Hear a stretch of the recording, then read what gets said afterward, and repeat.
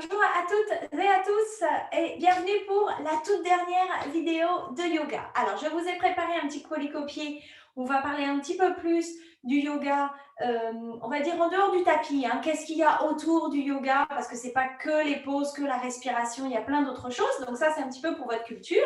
Quels sont les principes de vie qu'on suit quand on s'engage sur ce chemin du yoga?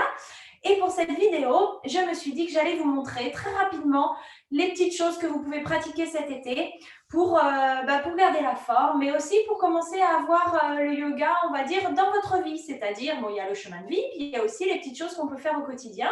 Si vous n'avez pas, par exemple, envie de vous installer pour 1 heure, eh ben, vous pouvez faire 5 minutes, 10 minutes, un quart d'heure tous les jours. Ça aussi, c'est du yoga. Donc, la toute première chose à faire quand on est chez soi, vous pouvez respirer. Même si c'est 1 minute, 2 minutes, 3 minutes tous les jours et que vous faites que ça suffit. C'est hyper important. Vous vous installez, le dos bien droit, essayez de bien libérer ici les côtés du corps pour pouvoir bien ouvrir toute la cage thoracique. Et puis, vous inspirez profondément par le nez. Et vous essayez de laisser le corps se relâcher à l'expiration pour que justement ce soit le corps qui chasse l'air. Et vous faites ça, des inspirations très profondes, plusieurs fois. Vous essayez de vraiment vous concentrer sur la respiration. C'est ce qu'on fait chaque séance. Et ça, c'est aussi du yoga. De rester assis et de se concentrer sur la respiration. Inspirer, expirer profondément. C'est très, très, très, très bon pour le corps. Donc, vous pouvez faire ça. Ça, c'est la base. La toute deuxième chose que vous pouvez faire, c'est faire un mouvement pour détendre le cou. C'est un mouvement qu'on commence souvent ainsi. Vous allongez une jambe, vous gardez les orteils fléchis, vous mettez l'autre genou à l'intérieur. Moi, j'ai les jambes assez flexibles, mais si vous n'avez pas de flexibilité, vous mettez le coussin sous le genou. Vous laissez tomber le coude sur la cuisse et vous restez ainsi avec le menton vers la poitrine et vous respirez là. Donc ici, ce qu'on fait en fait, c'est que 1, on détend la nuque, 2, on ouvre la cage thoracique d'un côté et puis après on fera l'autre côté. Et ça, c'est une position à nouveau que vous pouvez faire un petit peu le matin ou le soir, simplement pour renforcer un peu le dos, puisqu'ici on doit gagner un peu les abdos, ouvrir la cage thoracique et puis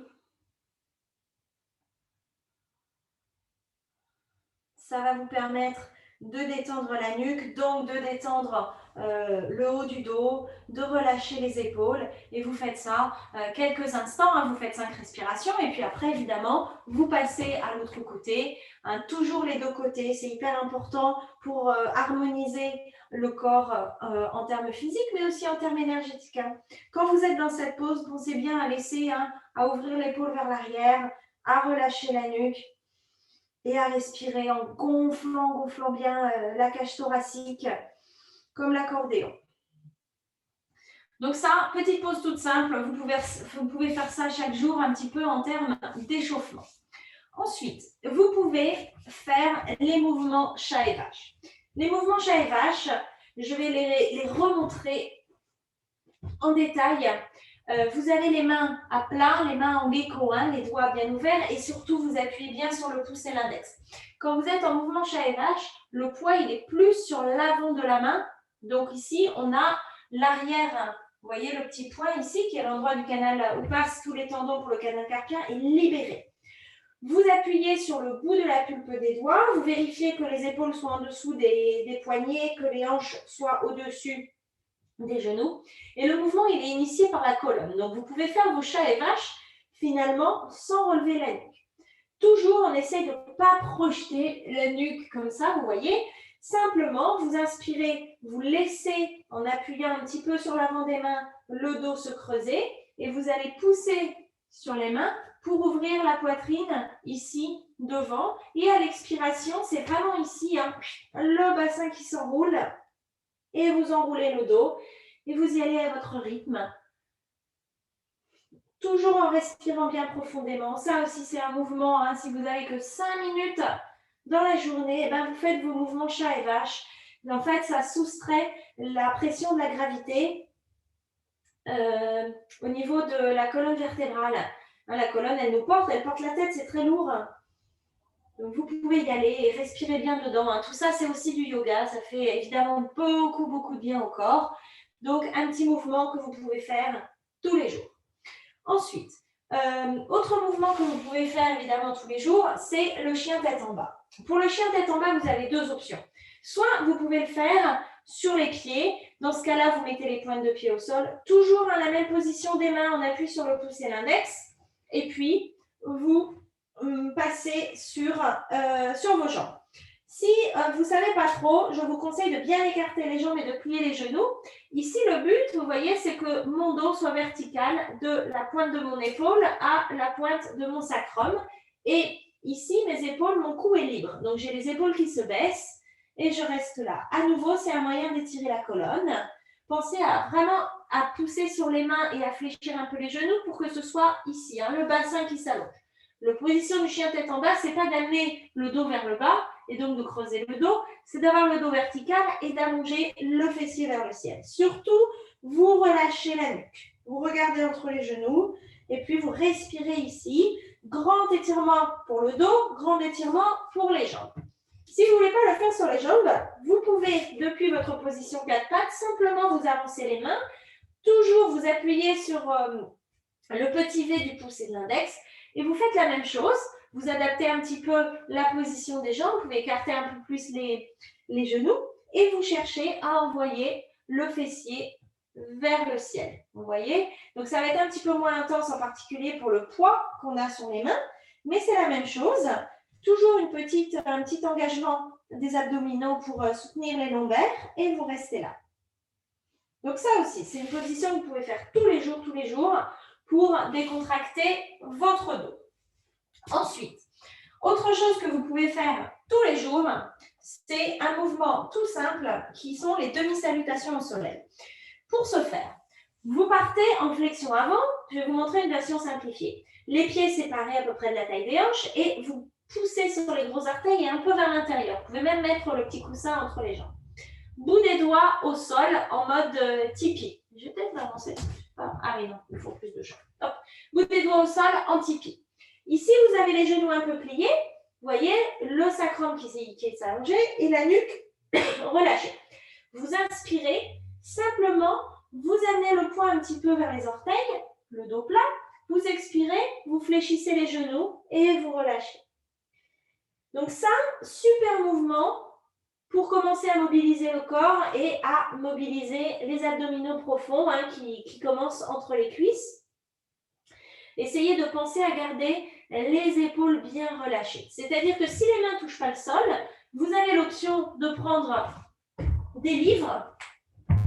Moi, j'ai un bloc. Si vous n'avez pas de bloc, vous prenez des bouquins. Vous voyez, un gros bouquin. Hop, vous mettez les mains dessus. Et puis, vous refaites le mouvement simplement avec de l'appui. Ici, vous voyez, mon dos est bien droit et surtout, je rentre un peu mon ventre. Et je serre un petit peu mes fesses quand je suis le dos parallèle au sol. Super mouvement aussi pour travailler l'ouverture du sacrum et la charnière sacro-lombaire.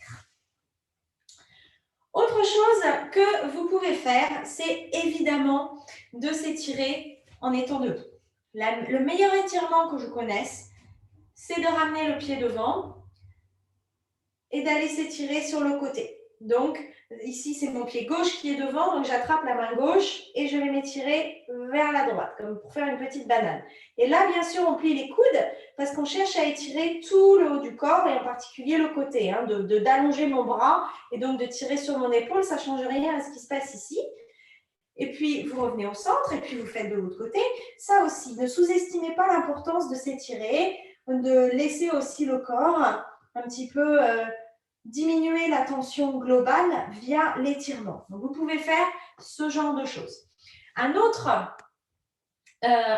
position qui est assez sympathique à faire et qui ne demande pas grand-chose, c'est la position du triangle. Vous partez les pieds écartés, un pied dans le sens du vent, vous tournez le talon de l'autre, un peu comme les Égyptiens, Et puis, vous venez. Vous avez le choix, évidemment, d'ajuster l'intensité de votre triangle. Si vous n'avez pas fait beaucoup de yoga et que vous faites juste quelques mouvements pour vous, la main est sur la hanche. Vous laissez glisser la main juste en dessous du genou. Et puis, vous travaillez. Pensez au petit cintre entre les deux épaules. À nouveau, à ouvrir et à bien respirer ici, dans la poitrine. Longues inspirations, longues expirations. Vous ne bloquez pas vos genoux, vous poussez bien sur les pieds pour avoir la sensation d'avoir le bassin suspendu. Donc, vous faites ça de chaque côté. Super, super pause qui va vous permettre d'ouvrir la poitrine, de renforcer les jambes et puis aussi de travailler l'ouverture du bassin. Pour ce qui est de la tête, bien sûr, vous pouvez regarder vers le bas pour ne pas mettre trop de pression sur votre cou.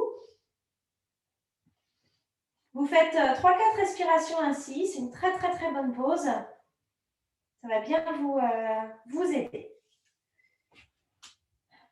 Autre chose que vous pouvez faire sans trop de soucis, c'est bien sûr le travail des poses en équilibre.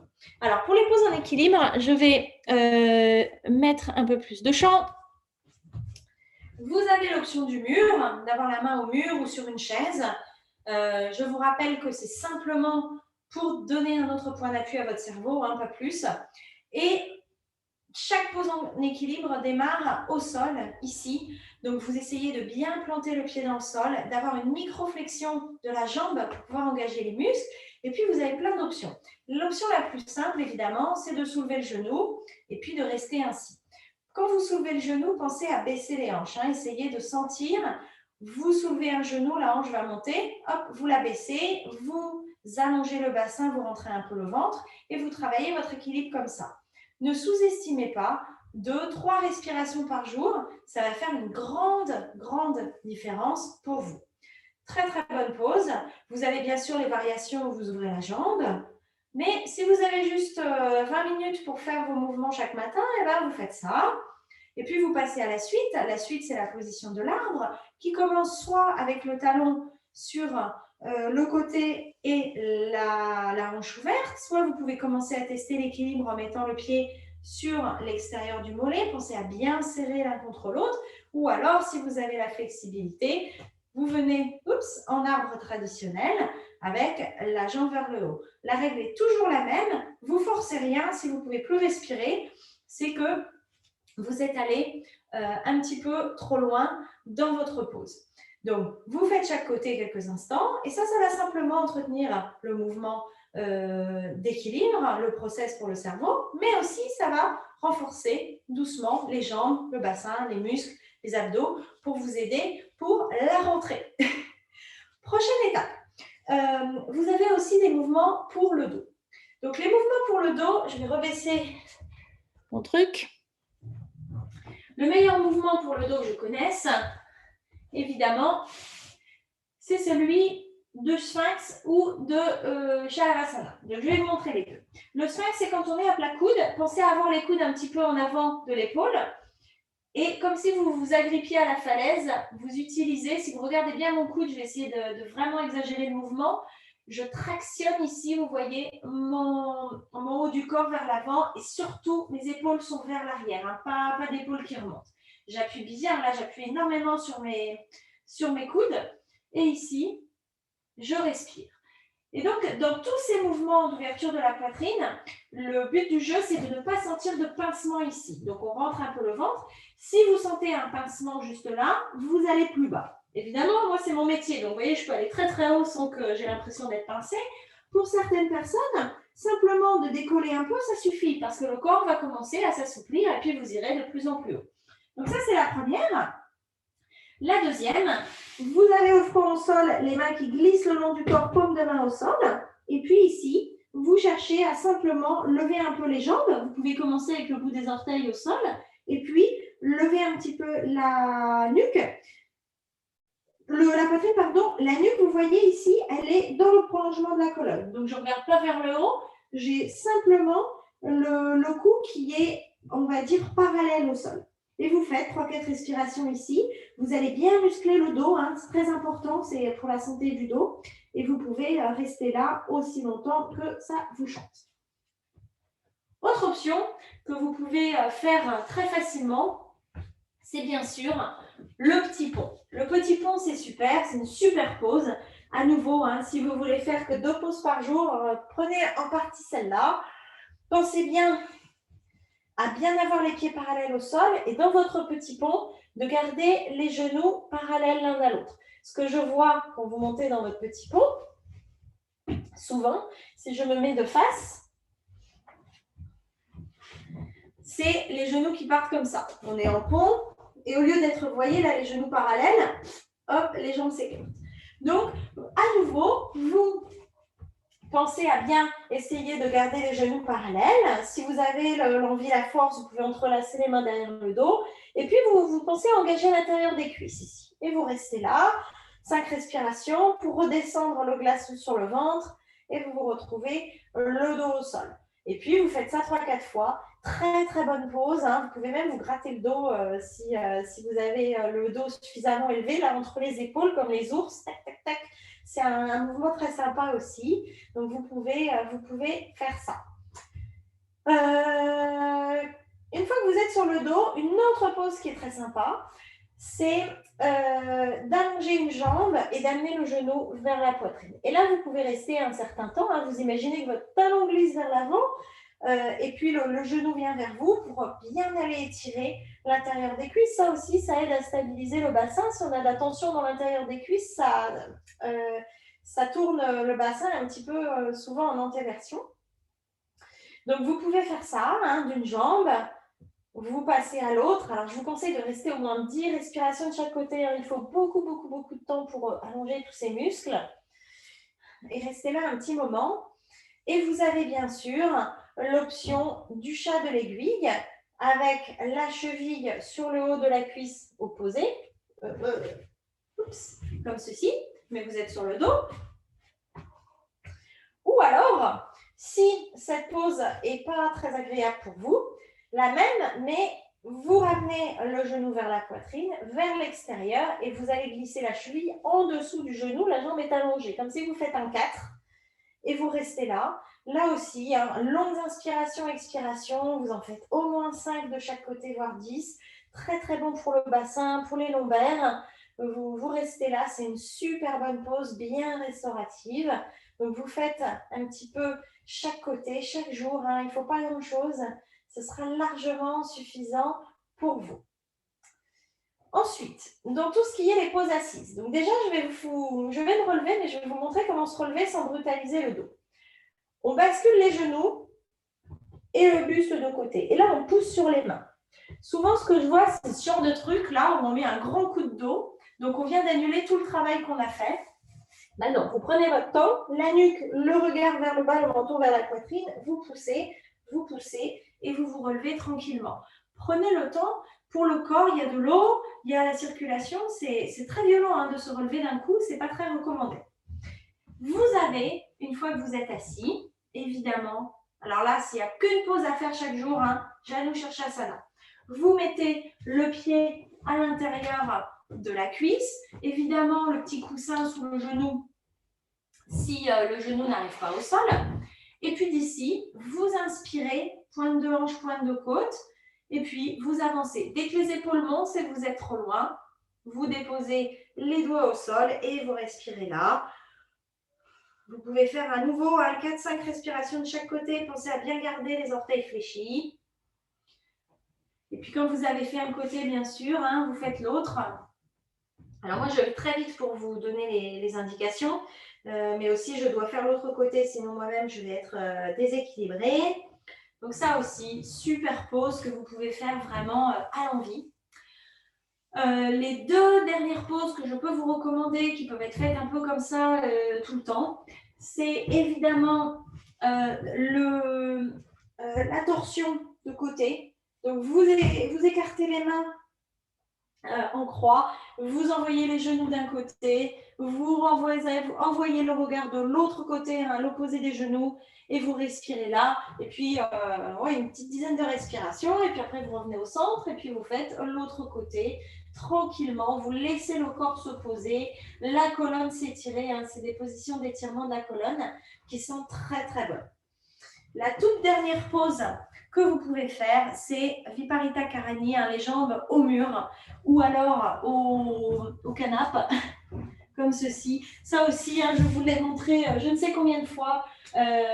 En période estivale, il fait chaud, ça permet de faire d'aménager la circulation sanguine, de pouvoir faire dégonfler un petit peu les jambes. C'est une très très bonne pause. Vous vous calez les pieds au mur et puis vous restez là autant de temps que vous avez envie. C'est aussi très très bon. Pour vous relever, toujours, hein, vous basculez sur le côté, vous enroulez le menton vers la poitrine, vous poussez sur les mains et vous venez vous relever ainsi. Je pense que ça devrait déjà pas mal vous aider pour passer l'été, on va dire. D'autres petites choses à savoir, buvez énormément, marchez pieds nus autant que possible. Sous les pieds, la plante de pied, ça agit comme une petite pompe et c'est ça qui aide à renvoyer le sang vers le haut des jambes, puisqu'avec la gravité, le sang a tendance à tomber, donc c'est beaucoup d'efforts, hein, c'est le cœur qui pompe pour faire remonter. Quand vous êtes pieds nus, vous aidez parce que la plante du pied va un peu masser et ça va aider à envoyer de l'impulsion pour la circulation sanguine. Donc vraiment, ne sous-estimez pas ça dès que vous pouvez. Marchez pieds nus, buvez énormément, le corps travaille beaucoup pendant l'été, d'une part parce qu'il fait chaud, mais aussi pour le métabolisme, pour rafraîchir, etc. Donc n'hésitez pas à boire beaucoup, beaucoup, beaucoup, beaucoup d'eau. Buvez avant d'avoir soif, c'est la règle de base. Si vous êtes comme moi, vous avez toujours de l'eau avec vous et puis de temps en temps vous buvez, que vous ayez soif ou pas. C'est ce qui va aussi permettre d'éviter un stress, ce qu'on appelle un stress hydrique dans le cerveau. Hein. Quand on a très soif, le cerveau aussi y prend et donc on n'a pas de bonnes idées et surtout ça nous stresse. Donc c'est à peu près tous ces petits conseils que je peux vous donner pour passer un bon été avec le yoga. Vraiment, la respiration est hyper importante. Quelques petits mouvements chaque jour, ça suffit. Vous n'êtes pas obligé de vous embarquer pour 1 heure. Dans le polycopier, de toute façon, vous avez le guide de toutes les séquences qu'on a faites pendant toute l'année. Donc, vous pouvez choisir de revenir à telle ou telle séquence quand vous avez 1 heure devant vous, selon les parties du corps que vous avez envie de travailler. Et puis, toujours bouger. Le corps, il est fait pas pour être assis, hein. Le corps, il est fait pour être debout. Traditionnellement, en effet, je crois que je l'ai déjà dit, hein, pour aller chercher des fruits, monter dans des arbres, courir après des lapins ou des souris, ou je ne sais pas ce qu'on chasse. Mais on n'est pas fait pour rester statique. Donc, dès que vous pouvez, vous marchez un petit peu, très tôt le matin, si jamais il fait très chaud. Et ne sous-estimez pas l'importance du repos. Le corps, par les périodes de grande chaleur en particulier, il travaille énormément. Et ben, de se reposer, c'est bien. De ne pas forcer, c'est bien. C'est aussi le moment. On n'a pas eu l'occasion d'en parler de vive voix, mais évidemment, toute l'année qui vient de passer a été du stress global pour tout le monde, même si vous n'avez pas été forcément impacté. Et donc le corps, ça le fatigue aussi. Donc n'hésitez pas de temps en temps à prendre le temps de vous poser, de respirer. Et puis aussi de réfléchir un petit peu aux autres piliers du yoga, hein, en dehors de la respiration et des asanas, des poses. Vous avez la méditation. La méditation, c'est tout simple. C'est s'asseoir et essayer de penser à rien. Vous n'avez même pas besoin de fermer les yeux. C'est juste observer la respiration. Et vous avez, même 2 minutes, ça suffit. Même 2 minutes, ça suffit. Si pendant 2 minutes, vous arrivez à juste écouter la respiration, et ben peut-être que le lendemain, vous en ferez 3. Il n'y a pas de prix, hein, dans le yoga. Le prix est dans le process. Et puis, je pense que vous avez tout pour vous installer pour un super bel été. Moi, je vais vous remercier d'avoir suivi toutes ces vidéos, tous ces polycopiés pendant l'année. Et puis, je vais vous retrouver en septembre à la rentrée où là, on va enfin pouvoir pratiquer ensemble. Merci encore. Passez un bel été et puis on se voit à la rentrée. À bientôt.